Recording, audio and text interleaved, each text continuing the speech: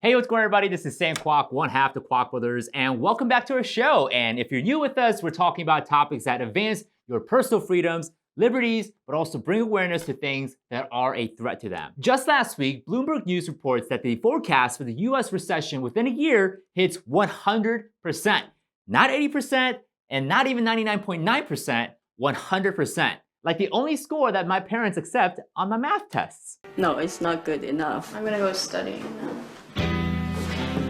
This, of course, is on top of the current inflation rate just over 8%. Now, my personal opinion is that we're already in a recession right now, but we haven't fully felt the recessionary effects just yet. And so the big tech media isn't hiding the fact that the recession is finally here after their attempts of changing the definition of a recession. But we also know forces like the World Economic Forum, a group of world elites, has an agenda to push something called the Great Reset, and their infamous tagline of "you will own nothing and you will be happy." Retirement accounts and savings will be slashed, soon-to-be retirees have to work longer or delay their retirement, and people will lose their jobs. So with the potential of chaos brewing, is the next recession a critical piece to the Great Reset narrative? And if so, how will the recessionary events unfold to promote the ideals of the Great Reset? That's what we're here to talk about. So let's go and set the stage for where we are today in our economy and the variables that we need to pay attention to.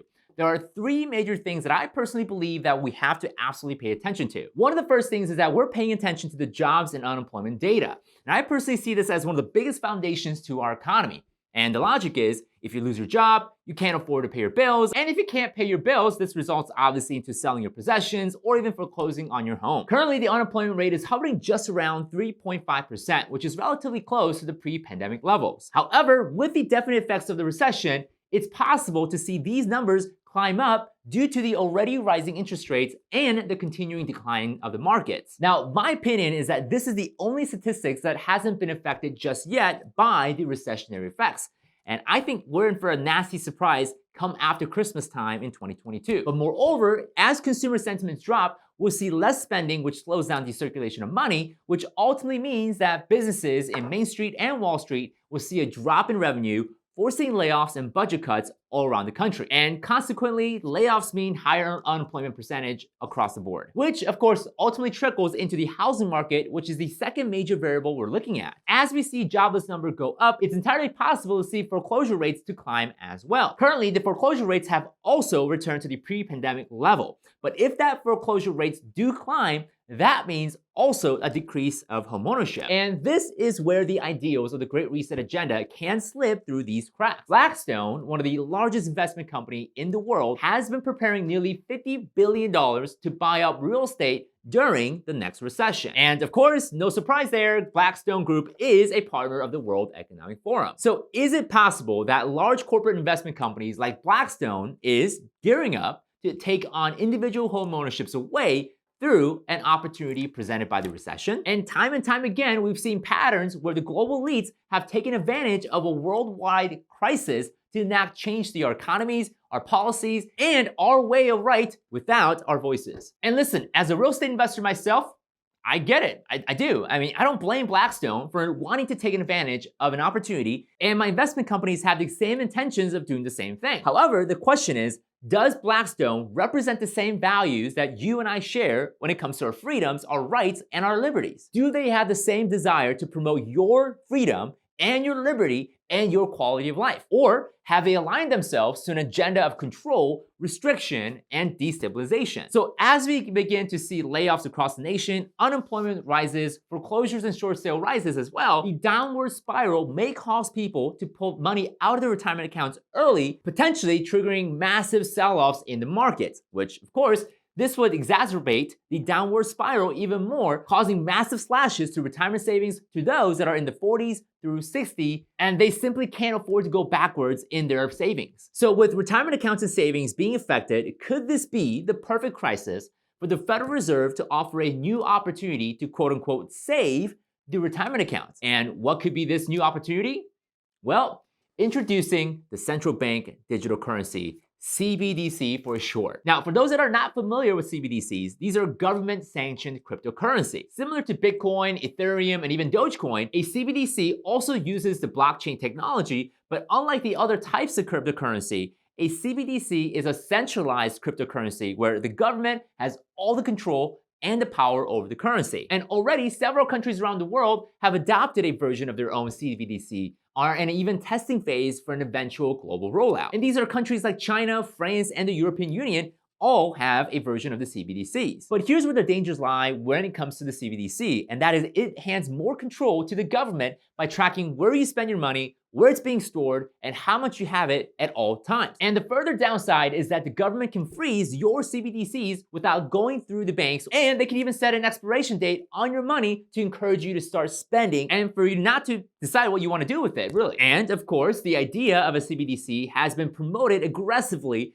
by the World Economic Forum. But how exactly in the world will the upcoming recession be the perfect opportunity for the Federal Reserve to make all of us adopt a CBDC as our currency moving forward? And again, the following are just my predictions and my opinion as to what the Federal Reserve could do given their past historical pattern. And of course, guys, feel free to add your own predictions down below in the comment section. Number one, as the stocks, bonds, and mutual funds market become even more volatile during the recession, I could potentially see the Federal Reserve may begin to use our local banks as a conduit to offer a very attractive savings program, backed by the CBDC. It's entirely possible that our local banks begin offering an exchange program where if you exchange your dollars to the US CBDC, they'll offer a higher interest rate yield and better protection. Now, of course, this would obviously incentivize millions of people to begin putting their savings from US dollar into a US CBDC as a way to get a higher interest rate and yield on their bank account. And I could even see the Federal Reserve and the local banks offering a guaranteed savings rate no matter what the rest of the market is doing, making it seem like the CBDC is the ultimate protection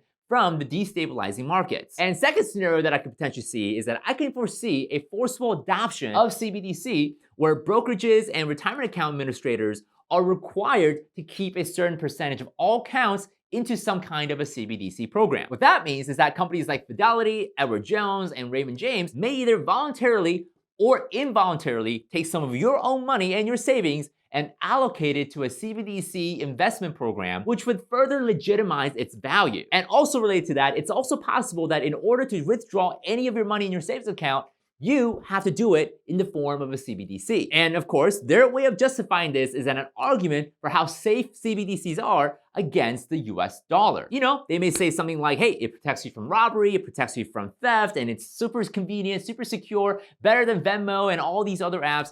They may offer those types of legitimate convenience in exchange for more control over your money. And we all know how that played out with PayPal. And of course, guys, these are just some of the variables that we're looking at for the next Great Reset Recession. I see tremendous amount of opportunities for our governments and elites that could take advantage of the crisis to forcefully promote their agenda to suppress our freedoms and our liberties on the table. But I do want to end this video with practical things they can do to protect yourself from the next Great Reset Recession. So, get your pen and paper ready. Practical tip number one is to pay off your debt. In almost every economic downturns, the biggest losers were the ones that were over leveraged, meaning they simply had too much debt. Whether it's your credit cards, personal loans, or even your mortgage, the best way to prepare is to slim down on your liabilities. But at the same time, have liquidity ready, meaning available cash ready for opportunities at the end of the tunnel. Speaking of paying off your mortgage, we do promote a strategy here on our channel that allows you to pay off your mortgage faster while creating more liquidity at the same time. We have a video explaining it in a separate video in the description below. Practical tip number two, get independent from the banking system. Now, this means that you need to learn how to be less reliant on your local banks for your financing needs altogether. We know that time and time again, the banks are not on our sides. They are definitely not our friends. They're on the sides of the Federal Reserve and the rest of our government elites. So in order to protect our finances, we need to discover independent systems from the banking system. And I personally use other vehicles such as life insurance policies and decentralized cryptocurrencies as a vehicle to get independent from the banking systems. Practical number three is to protect your health and learn new skill set. Now, guys, I know this is starting to sound like a self-help video, but it's true. If there's anything that the corporate and the government overlords cannot take away is your health and your knowledge. Your health and your mind is the greatest asset, so protect it and grow it. And I personally spend 30 minutes a day reading or learning something new every single day as part of my daily discipline. And of course, incorporating workouts 3 times a week to protect my body. So get your mind and body right. So with all that being said, I sincerely pray and hope that you will not fall victim to the upcoming Great Reset Recession. And instead, you will become a victor, that you will have more freedom, more liberty, and more influence over your relationships, your family, and for your children as well. So as we journey through that together, I only desire to be a messenger of truth. So if you enjoyed this video so far, don't forget to subscribe to our channel and hit the bell notification button to get notified with our next video. And speaking of crisis, there seems to be a pattern exactly how our global overlords are either creating or taking advantage of crisis. In fact, a former KGB member unveils what the Soviet Union had been doing to influence countries like ours, the United States, to become more tyrannical and more communistic in nature. But where are we in this spectrum? Where are we in this plan? Where are we in what the former KGB member would describe as the 4 stages? So for that, click on this video right here where I unpack our current times and how it fits to the 4 stages to a full-blown communism. God bless, my friends.